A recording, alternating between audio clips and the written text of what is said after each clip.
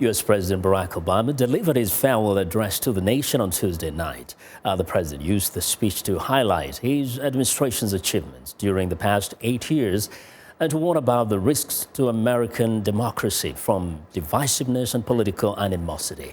VOA's Richard Green has more on the final speech of a historic presidency.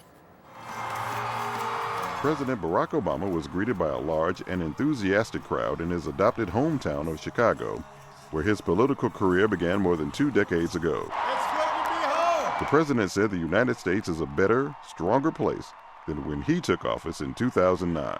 If I had told you 8 years ago that America would reverse a Great Recession, reboot our auto industry, and unleash the longest stretch of job creation in our history,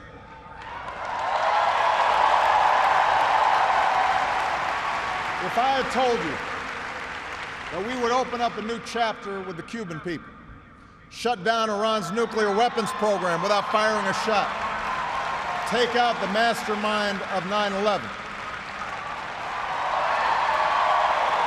If I had told you that we would win marriage equality and secure the right to health insurance for another 20 million of our fellow citizens,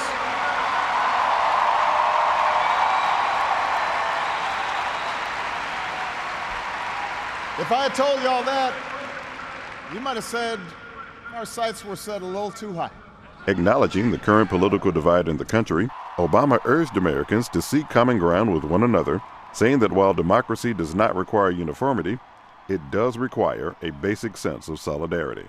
The president warned that the United States faces a series of threats to democracy, such as the nagging issues of economic and racial inequality. If every economic issue is framed as a struggle between a hardworking white middle class and an undeserving minority,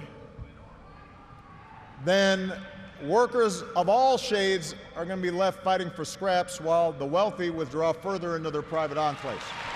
But Obama said he was more optimistic about America now than when he took office, and called on citizens to remain engaged in the democratic process. I'm asking you to hold fast to that faith written into our founding documents, that idea whispered by slaves and abolitionists, that spirit sung by immigrants and homesteaders and those who marched for justice, that creed reaffirmed by those who planted flags from foreign battlefields to the surface of the moon.